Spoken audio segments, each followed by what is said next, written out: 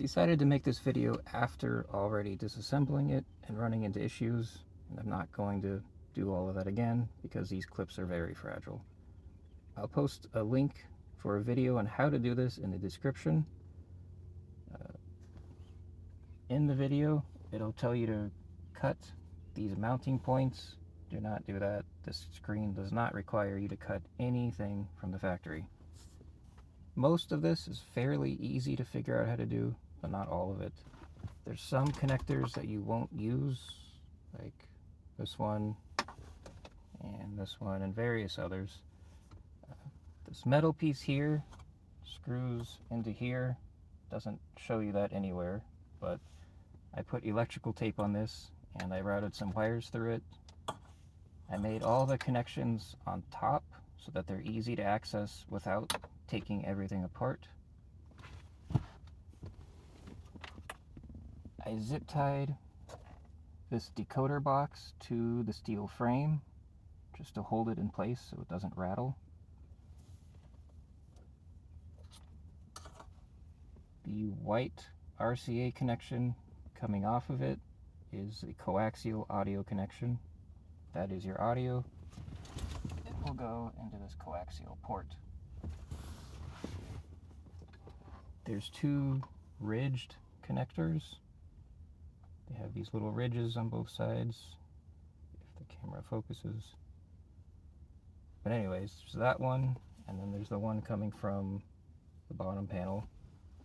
These two connectors go into the bottom of the screen.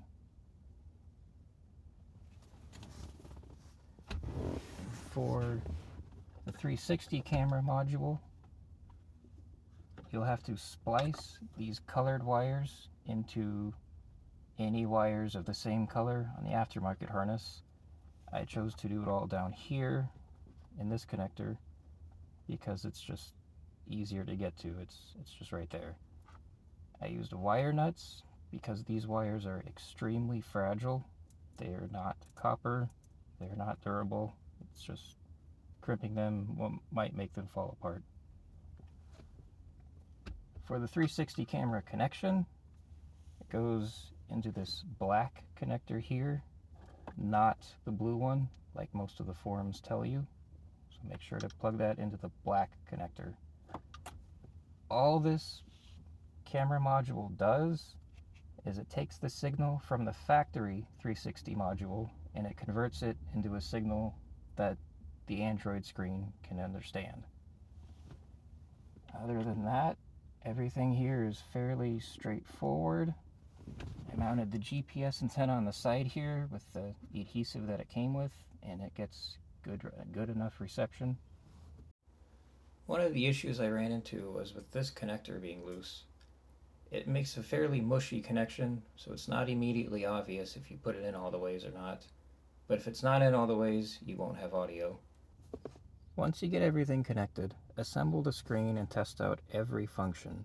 And once you're confident that it's all working correctly, that you have everything connected properly, take the screen back off and wrap all the connections in these foam tapes. I'll have a link to what I used in the description. This will prevent any rattling as you drive down the road. Once you get up and running, there's a few settings you'll want to change. Go to Settings, Factory Settings. Password is 7890. And go down to Power Off Delay. You want to change that to 10 seconds. Otherwise, the screen will stay running after the car shuts off, and it will drain the battery and will keep connected to your phone. So after that, go to this Apps button, you go to Vehicle Settings, and you want to change amplifier information, and this vol, this is the default volume setting. Every time you shut off the car and turn it back on, the volume will change back to 10.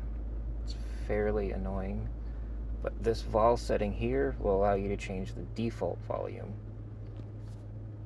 I recommend 30. That gives you enough volume I think from the factory it's around 5. It's just way too quiet. So if you're having audio issues, it's probably just down way too low in this menu setting here. After that, you can go to vehicle settings up here. These are various settings that you can change from the factory head unit. You have all of these settings right here, so you don't lose access to any of that by installing this. Go all the way down to the bottom, this 360 year reversing year, change that to 2016. This will enable the 360 camera in your 200 series Land Cruiser. These units on the display frequently change back to Celsius when you're in the settings menu. I'm surprised it hasn't changed already.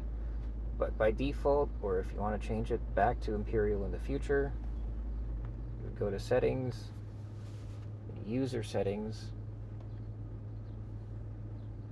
Nope, that's not it. Settings, and then Common Settings, and then Units. It would already be on Imperial, but you would switch Metric and then Imperial, and then this will change back to Imperial. Another good setting to change, if you go into the main settings, and then User Settings, and then Boot Auto Start Item, you can change which apps start up when you turn on the vehicle. I would recommend either choosing Android Auto or CarPlay, depending on which kind of phone you use. That way it will just come up as soon as you turn on the vehicle. To use CarPlay or Android Auto, go to this Apps button. And then for CarPlay, you would obviously go to the CarPlay app. For Android Auto, you would go to the Android Auto app.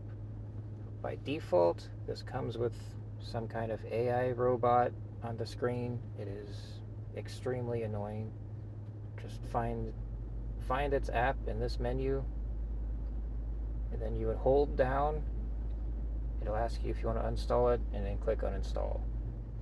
I don't have it in here anymore, so I can't show you that, but I would definitely recommend getting rid of the AI robot.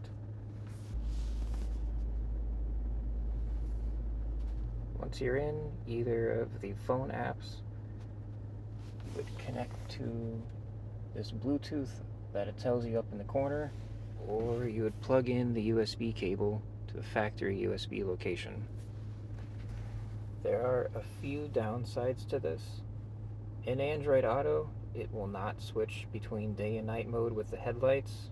Should work in CarPlay though, and the default UI also works just fine, switching between day and night. But in Android Auto, this is a known bug from Google. It has nothing to do with the screen. It's like this in many aftermarket and even factory head units. I recommend just keeping it on night mode so you don't blind yourself when driving at night. The overall fit and finish isn't quite perfect. The seam on the top here doesn't line up how it should. And the new vents on the front feel very cheap. You can't move them around very much, and there's no vent open and close dial. But other than that, everything works as it should. I wish there was a defrost button on here, but you can access that by pressing this arrow, then the arrow again, and then you can turn on your defrost options. But quickly, because that screen goes away. Other than that, I would just keep it in auto. I don't recommend removing this screen protector until you're certain you don't have to remove the screen anymore. This will protect it from scratching during the installation process. The factory buttons all seem to work as expected. Your volume. These two function as your next and previous track. I've never used these others, but I would assume they do something. Your new engine button is right here. It works exactly the same as the old one. And then by default, this knob functions as previous and next track, but it is programmable. You can change that in the menus. These knobs here, they work just as expected. They change the temperature. And you can set this to dual or quad zone climate in this menu here, but I like to leave it on single zone.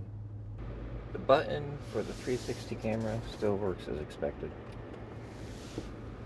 It's quite low quality though, because it was a low resolution camera blown up to a high resolution screen. You still get both of the views. The bottom panel had these imperfections that prevented it from fully seating into the clip. I tried forcing it in, but that caused these bite marks here and here. I fixed this by cutting the imperfection out with an ultrasonic knife, so it should look like the other side that came out perfectly from the factory.